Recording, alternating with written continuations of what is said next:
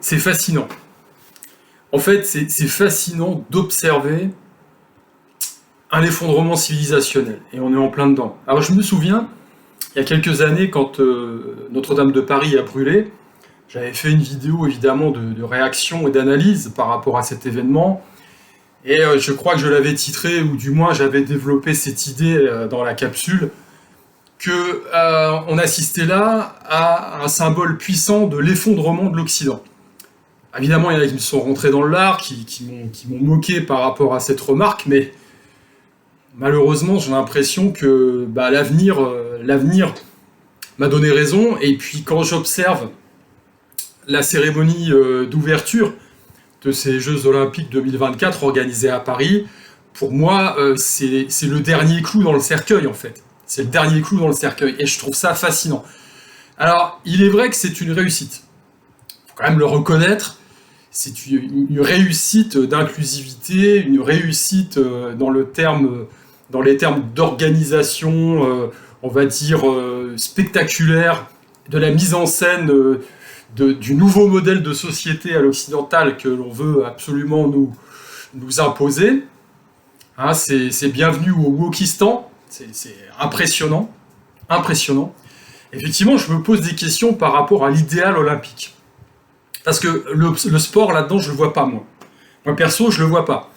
Qu'est-ce que j'observe? Je vois des bateaux de migrants où on a entassé les délégations étrangères, les sportifs, on les a mis là, poum, bon, en toile de fond, parce que tout le reste, en fait, tout ce qui va avoir lieu derrière, c'est une glorification d'autre chose. Hein. Parce que, bon, on est d'accord quand même, on voit bien l'état du monde dans lequel il est, hein. On voit bien les conflits qui sont poussés, il n'y a aucune volonté de résolution des conflits, au contraire, on met de l'huile sur le feu pour tout un tas de raisons, parce que ça arrange bien évidemment certains agendas. Donc l'idéal de paix et de partage, il n'y est pas. Hein. Pour moi, c'est du pipeau, c'est de la flûte. L'idéal sportif, a priori, il manque quand même beaucoup de nations hein, dans le lot. Hein. Les sportifs eux-mêmes sont traités comme comme du bétail, hein, donc ils sont entassés sur leur bateau, ils dorment sur des lits en carton, ils n'ont pas à bouffer. Ah ouais, tiens, on a oublié. Ah ouais, un sportif, ça mange pas mal de protéines. Ah merde, on n'a pas assez d'œufs là. Comment on fait, les gars? Bon, c'est pas grave. Hein. Tant que l'élite se gave. Hein. Donc oui, on a affaire à l'illustration de toute autre chose que de l'idéal olympique. Alors on a affaire à l'illustration de quoi? Vous avez effectivement deux prises de position différentes là-dessus. Soit vous trouvez ça génial, et à ce moment-là, effectivement, dans tous les cas, ça sonne, c'est une démonstration d'un changement de paradigme. Très clairement, c'est-à-dire on quitte une civilisation pour en proposer une autre. Donc après, soit vous adhérez à ce genre de truc et vous trouvez ça génial et vous prenez tout, on va dire... avec bonheur, hein, c'est merveilleux, un monde inclusif dans lequel on est. Hein. Je vais détailler un peu les symboles que j'ai relevés, je ne suis pas le seul hein, dans cette chose, parce que c'est quand même assez symptomatique. Soit vous vous dites, vous ne vous reconnaissez pas là-dedans. Voilà. Donc il n'y a pas de demi-mesure. On peut effectivement prendre quelques éléments, se dire tiens, ça c'était pas mal, tout, il faut juger dans l'ensemble, avec tous les symboles. Alors les symboles sont super importants. Et là, ils vont dire, oui, mais non, tu sais, le truc, la science, machin, non, mes couilles. Non, les symboles sont très importants parce que l'être humain fonctionne par symbolisme. C'est quelque chose qui parle au subconscient.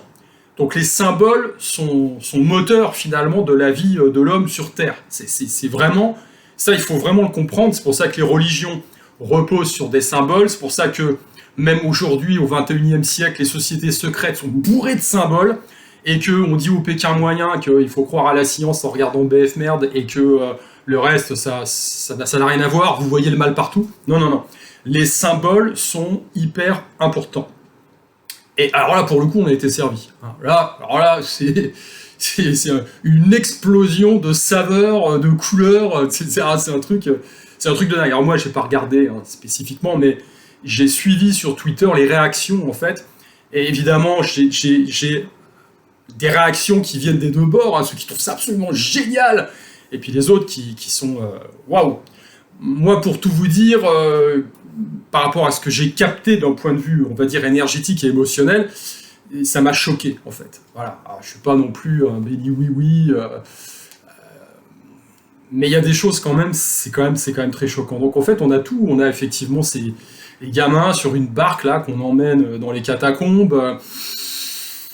Bon, c'est en termes de symbolisme par rapport à la jeunesse et par rapport à, enfin les enfants, il faut les préserver, c'est l'avenir du monde. Alors on sait très bien, hein, Pédolande, comment ça se passe. Donc, mais bon, bref, là c'est montré, c'est symbolisé. On a le veau d'or, voilà. Nickel, hein, voilà. Cette ouverture là sur cette notion de liberté et valeurs républicaines, ça m'a trop fait rire parce que après ce qu'on a vécu depuis quelques années, c'est juste magistral. Et puis les Parisiens aujourd'hui en cage, eux aussi doivent se trouver super. La liberté, on aurait pu rajouter égalité. Hein. C'est sûr que pour assister à la cérémonie en déboursant 3000 balles pour être aux premières loges, y en a qui sont plus égaux que d'autres, on va dire. Hein. Donc c'est vraiment du foutage de gueule énorme. Et puis cette ouverture sur comment dire, Marie-Antoinette décapitée. Waouh, c'est lourd, c'est très très lourd. Et puis c'est cette giclée de sang après sur le bâtiment, sur la conciergerie. Waouh. Donc en fait, si c'est ça les valeurs républicaines, c'est magistral, puisqu'on aurait pu rajouter les tanneries de peau humaine de l'époque des Vendéens aussi, hein, voilà, là c'était... Tant qu'à faire, tant qu'on y est, autant dire la vérité, autant dire ce qui s'est passé, comment s'est construit la République, hein, parce que voilà, c'est un philosophe hein, qui a fait des essais là-dessus, qui a montré que toutes les grandes civilisations sont nées sur un carnage. Hein. Bon, bah voilà, regardez les États-Unis par rapport au massacre des populations amérindiennes, regardez la France avec la période de la terreur, les guerres vendéennes et les exactions, enfin le génocide, on peut le dire, parce que bon, c'est pas reconnu comme ça officiellement, mais enfin de fait, c'est quand même un génocide. Les Houthis, les Tutsis, les Hutus à côté, c'est de la petite bière. Ouais. Donc en fait, on remet ça sur le devant de la scène. Bon, après, le métal, Gojira, moi je suis pas spécialement fan. Les métalleux vont dire ouais, c'est génial, Gojira sur ma. Enfin bon, bref, moi perso, je suis rock'n'roll, moi, j'adore ça, le rock. Le métal, j'ai un peu de mal. Mais enfin, on m'aurait mis AC/DC pour faire cette ouverture, j'aurais trouvé ça exactement pareil, c'est-à-dire complètement décalé, hors de propos. Enfin, ça n'a rien à voir avec le sketch, quoi. Je veux dire, ça n'a rien à faire là. Surtout dans le tableau d'ensemble, en fait. Il faut voir ça, c'est le tableau d'ensemble. Alors on continue, on a Yana Nakamura. Je suis désolé, hein. Je suis désolé. Alors là, bon, ouais, là, ils vont dire je suis facho, raciste, tout ça. Non, moi, la musique que j'adore, alors attention, parce que j'adore le classique aussi, hein, certains morceaux classiques qui me transportent. Mais à la base, je viens surtout du blues et du rock. Hein. Pour moi, voilà, les vieux bluesmen des années 20, 30, américains, qui jouaient des accordés sur 2 cordes, enfin, je trouve ça génial. Le British Blues Boom, et puis effectivement derrière, jusqu'au au rock, au metal, enfin metal, au hard rock, la musique des années 80, même le rock chevelu, enfin j'adore ça. C'est de la musique, c'est des performances, c'est des gens qui savent jouer, c'est des gens qui transmettent une émotion. Et Yana Nakamura, je suis désolé, c'est quoi? C'est un pur produit de l'électronique. Hein. Si on enlève l'autotune, il reste plus rien. Donc, enfin, ouais, c'est globalement de la merde, quoi. Hein. Je suis pas tacatin Dja avec derrière la garde républicaine qui danse là-dessus. Wow. Bon, là, on a affaire à. C'est le haut du panier, quoi. C'est waouh, c'est impressionnant. Voilà, donc on continue. Qu'est-ce qu'il y a eu d'autre? Bah, il y a eu effectivement le cheval blanc de la. Alors, certains disent c'est le cheval blanc de l'Apocalypse, d'autres qui parlent effectivement de Pégase. J'ai pas trop vu les ailes, mais a priori, oui, on est, vu l'ensemble, on est plus là-dedans. Hein. C'est plus l'annonce de l'Apocalypse. Enfin bon, quand on connaît un peu les événements géopolitiques actuels, et puis vers où ça va, ben, on est tenté de se dire oui, c'est plutôt ça. Et c'est le côté abject du truc, là, c'est la parodie de la scène, hein, le dernier repas du Christ. Wouh! Alors là c'est du lourd, des trans, des femmes à barbe. des trucs en surpoids. Waouh, waouh, waouh, waouh. Ah ouais, alors là pour le coup c'est inclusif, mais c'est irrévérencieux dans le pire sens du terme. Ouais, je vois pas trop ce que ça vient foutre là. L'insulte, ça je la capte direct. Donc en fait on est dans ce que j'ai dit dans une précédente vidéo, on cherche à salir. Voilà, on salit au maximum, on détruit. En fait, j'ai l'impression, en prenant de la distance par rapport à tout ça, c'est comme s'il y avait une énergie noire, une énergie négative, des entités, vous voyez, des trucs, qui ont pris possession de la Terre à un moment donné, parce qu'il faut quand même dire ce qui est, c'est le mal qui gouverne ici, c'est le mal absolu. Hein. Et ils sont en train de perdre, et donc du coup, ils savent qu'ils ont perdu, mais ils dégueulassent tout ce qu'ils peuvent avant de se faire... débarrasser le plancher, quoi. Enfin, c'est un peu la sensation que j'ai, parce que il y a une accélération là, c'est un peu exponentiel en fait. Hein. On détruit, on salope, waouh, c'est impressionnant. Alors évidemment, ils n'ont pas fait ça avec l'islam, ils se disent bah, quand même, hein, parce que bon, les musulmans vont pas être contents, puis bon, ils vont manifester leur mécontentement autrement que les cathos, comment dire, en manque de testo actuels, hein, parce que bon, c'est sûr qu'on n'est plus à l'époque des Templiers. Hein. Évidemment, avec les Juifs, ils n'ont pas fait ça non plus. Enfin, je crois que lui, le mec qui a organisé tout ça, il me semble qu'il est juif, lui. Hein, je sais pas. Donc bon, c'est toujours mieux de taper sur les cathos, il y a moins de risques. Hein. Bref, mais c'est impressionnant. Donc voilà. Bon, je crois que j'en ai sans doute oublié, mais ah oui, puis le dîner de Sa Majesté avec les élites là sous la pyramide du Louvre. Bah écoutez, pour ces 33e Jeux Olympiques, alors ça aussi c'est notable, hein, 33 c'est super important, il y aurait 33 degrés dans la franc-maçonnerie, il y a 33 vertèbres dans le corps humain, le Christ serait décédé à 33 ans, ça marque vraiment une fin de cycle en fait, hein, une fin de macro-cycle, c'est un truc qui arrive, on pourrait rentrer plus dans le détail, mais on va pas... Enfin ça pète de symboles en fait, c'est juste énorme. Et donc, et ben voilà, soit vous trouvez ça fantastique, hyper génial, hein, la célébration des valeurs de la République, la liberté, la fraternité, tout ça, la non-violence, hein, c'est vrai que cette explosion de gerbes de sang sur le bâtiment médiéval, enfin c'est assez... waouh. Ok. Soit vous vous dites, non, moi j'ai rien à voir à faire avec ce monde-là, quoi. C'est... Wow. Moi, je suis un peu dans cette catégorie. Alors, c'est extraordinaire parce que, étant né au tout début des années 70, en fait, j'ai connu la transition, en fait. Voilà, j'ai connu des bonhommes, des mecs de l'ancienne génération, mon père encore, mon grand-père, même mon arrière-grand-père qui avait fait 14, je l'ai connu tout petit. Et on voit où ça mène, on voit ce que ça devient. Moi, j'ai envie de dire un truc.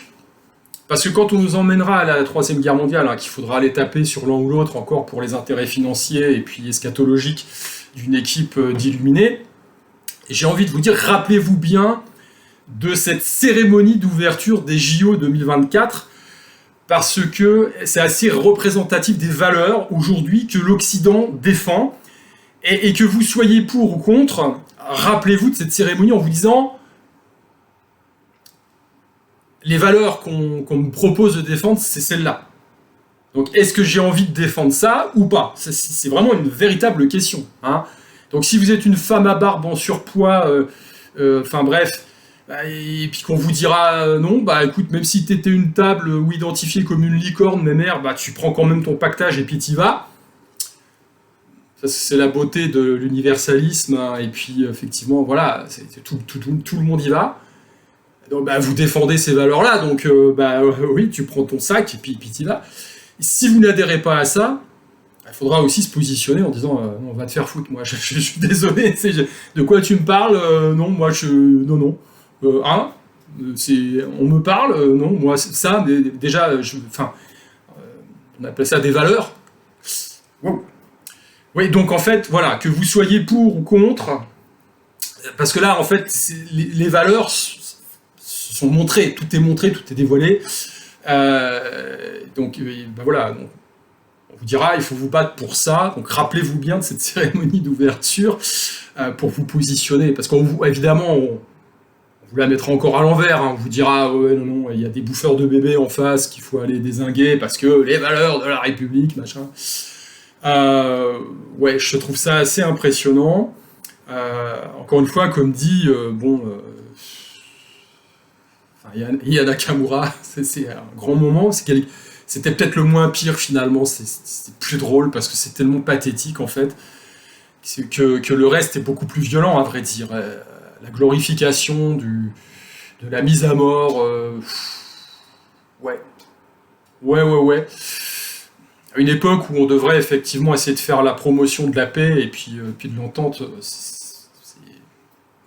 c'est un peu, de ce point de vue-là, c'est raté, mais enfin pour le reste, encore une fois, je le dis, c'est très réussi parce que tout est montré, tout est dévoilé, il y a ceux qui adhèrent, et puis il y a les autres, qui sont minoritaires, hein, faut quand même le dire, je pense, mais il n'y a pas finalement de point de convergence entre les deux, c'est ce que j'ai dit, depuis 2020, l'agenda s'accélère, il y a une séparation des âmes, quelque part, hein, qui s'opère, malheureusement, et là, je ne vois plus trop de points de convergence, quoi. Je veux dire, après, on peut effectivement vous taxer de tout ce que vous voulez, vous êtes raciste, vous êtes ceci, cela. Encore une fois, comme je le dis, moi, ma musique, comme disait Johnny, elle vient du blues, quoi. Donc, elle vient du blues d'un côté, puis elle vient aussi de la musique, la grande musique occidentale classique. Bon, je pense qu'effectivement, hein, la beauté de l'art, en général, quand il est bien joué, quand il transmet une émotion, il n'y a pas de frontières, il n'y a pas de race, quelque part. Mais là, c'est juste de la merde, quoi. Je suis désolé, hein, je donne mon avis d'un point de vue technique, émotionnel. Alors, d'un point de vue émotionnel, effectivement, cette cérémonie, ouais, c'est ça, elle ne laisse pas indifférent. Hein. Alors ça, on peut laisser ça aux organisateurs, c'est clair que ça polarise, quoi. Qu'est-ce que vous voulez que je vous dise? Bon, voilà, donc moi, je n'ai que ça à dire. Chacun connaissait ma position par rapport à tout ça. Mon côté est très libertarien, hein, chacun fait ce qu'il veut hein, par rapport à ça. Je dis juste une chose, rappelez-vous bien de cette cérémonie d'ouverture, lorsque l'on vous demandera de vous battre pour les valeurs du monde occidental, ou voilà, parce que aujourd'hui c'est ça, les valeurs, entre guillemets, du monde occidental, c'est ce qui nous a été montré et révélé dans ces JO.